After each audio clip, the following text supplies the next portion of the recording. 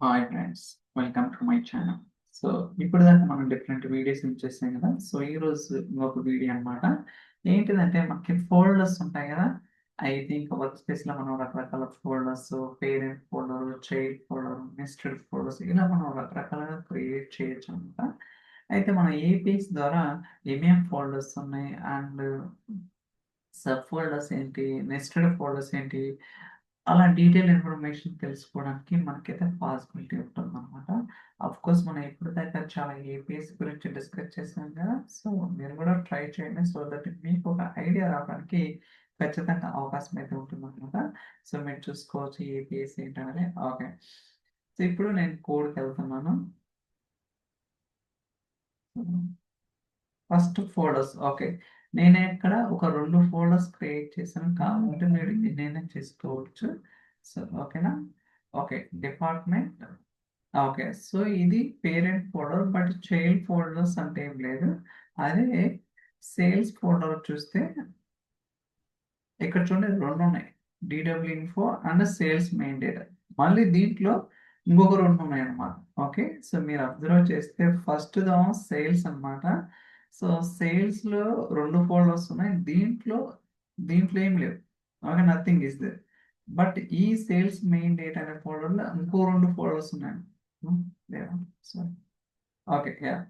Sales main డేటాలో ఇంకో 2 folders ఉన్నాయన్నమాట. అంటే ఇది పేరెంట్, చైల్డ్, దీనికి ఇంకా అన్నమాట. ఇలా మనకి ఏంటంటే నెస్టింగ్ అనేది ఉండాలన్నమాట. అంటే విత్ ఇన్ ఫోల్డర్లో ఇంకో ఫోల్డర్ ఏంటి అనేది కూడా మనమైతే తెలుసుకోవడానికి అవకాశం అయితే ఉంటుంది.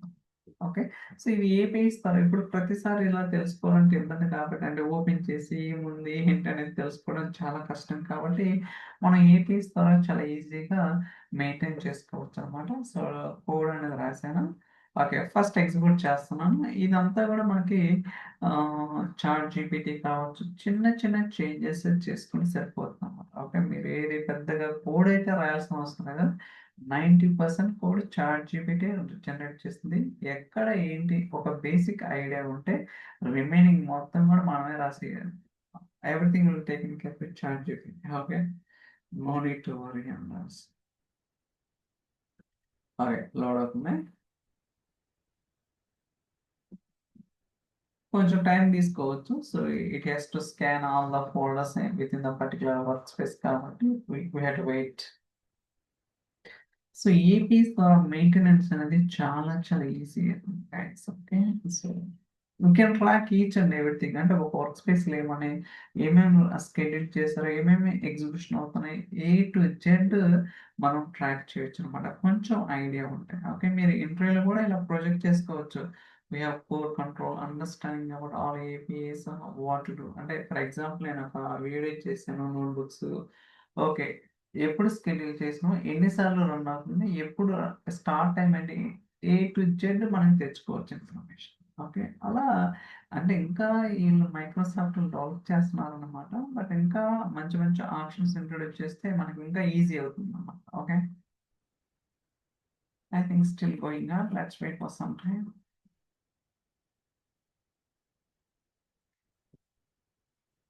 సో సెషన్ అనేది 9 seconds లోనే ఇక్కడ చూడొచ్చు. Session ready 9 seconds.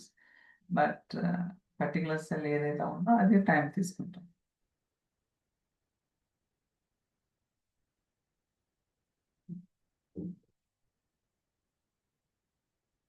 ఓకే, మీరు చూడొచ్చు. సో రెస్పాన్స్ అనేది ఓకేనా. సో మీరు అబ్జర్వ్ చేస్తే అన్నీ కూడా ఒకేసారి రిటర్న్ చేస్తుంది. ఓకే, సో ఇలా మనకి రిటర్న్ చేస్తుంది కదా. Okay, let's see that. ఇది ఎగ్జిక్యూట్ చేస్తున్నాను.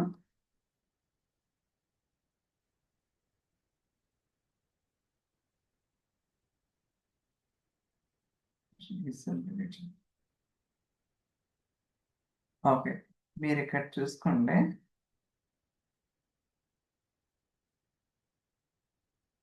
ఓకే, సో ఇక్కడ మొత్తం ఎన్ని ఉన్నాయి, 6 ఉన్నాయి. ఎందుకంటే మెయిన్లో 2, దాని తర్వాత 2, దాని తర్వాత 2, అంటే మొత్తం టోటల్గా 6 ఉన్నాయి.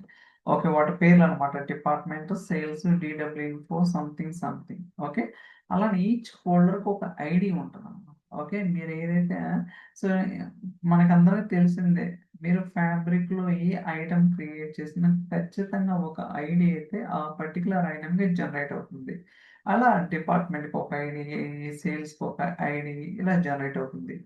కానీ ఇవన్నీ కూడా ఎక్కడ క్రియేట్ చేశారు?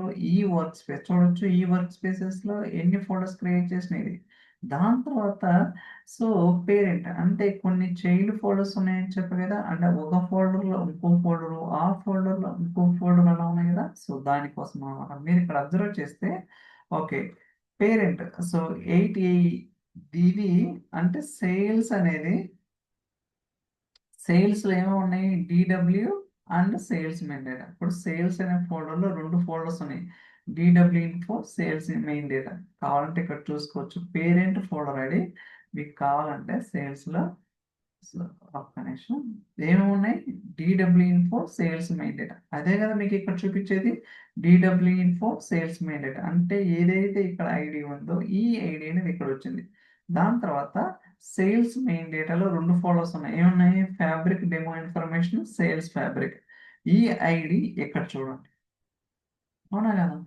ఇలా మీకేంటంటే సో డీటెయిల్ ఇన్ఫర్మేషన్ అనేది తెలుసుకోవడానికి అవకాశం అయితే ఉంటుంది. కాకపోతే ఎప్పుడు క్రియేట్ చేస్తే ఏంటనేది ఆ డేటా అయితే ఇంకా రాలేదు. సో అలానే మనం రికర్సివ్ కూడా తీసుకోవచ్చు అన్నమాట. అంటే సో నెస్టింగ్ అనేది మీకు డిస్ప్లే చేయాలా వద్దనేది కూడా we can control it. Okay, let's that. అంటే ఒక పర్టికులర్ ఫోల్డర్లో ఐ థింక్ సంథింగ్ ఇస్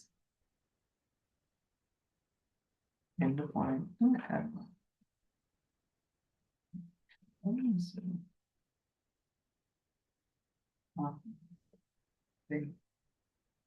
నేను సారీ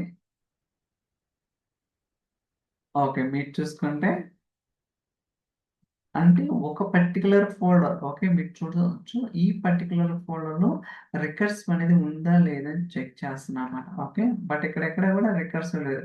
అదే ఇక్కడ రికర్స్ ట్రూ, ఇందాక దాకా ఫాల్స్ ఉంది బట్ ఇప్పుడు ట్రూ చేసాను. చూడండి, అబ్జర్వ్ చేశారా? అదనమాట. అంటే ఒక ఫోల్డర్లో పేరెంట్ ఫోల్డర్స్ కావాలా వద్దు అని చెప్పడం కోసం అనమాట. ఇక్కడ చూడొచ్చు రికర్సివ్ ట్రూ, ఇక్కడ రికర్సివ్ ఫాల్స్ ఓన్లీ 2 వచ్చినాయి. అండ్ ఇక్కడైతే 4 వచ్చినాయి అనమాట. అంటే ఒక దాంట్లో ఇంకోటి అంటే నెస్టింగ్ అనేది మీకు చూపించాలా వద్దనేది కూడా మనం అయితే ఇక్కడ డీటెయిల్గా అర్థం చేసుకోవచ్చు అనమాట. ఓకే సో వెరీ ఈజీ, ఇక్కడ పెద్ద కష్టం అయితే ఉండదు. జస్ట్ మనం మైక్రోసాఫ్ట్ డాక్యుమెంటేషన్ ఓపెన్ చేసి మీకు కావాల్సిన ఏపీఐ యూఆర్ఎల్ తీసుకొని రావడం, దాన్ని కొన్ని చేంజెస్ చేయడం, దాట్స్ ఇట్. ఎగ్జిక్యూట్ చేస్తే A to Z మనకి అంతా కూడా వస్తుంది అన్నమాట. సో దట్ మనం ఫర్దర్గా స్టడీ చేయడానికి కానీ అవకాశం అయితే ఉంటుంది. సో మీరు కూడా ట్రై చేయండి, ఖచ్చితంగా మీకు చాలా యూస్ఫుల్ ఇన్ఫర్మేషన్ అనేది రావడానికి అవకాశం అయితే ఉంటుంది అన్నమాట. Okay so thank you so much for watching and catch next video. Bye.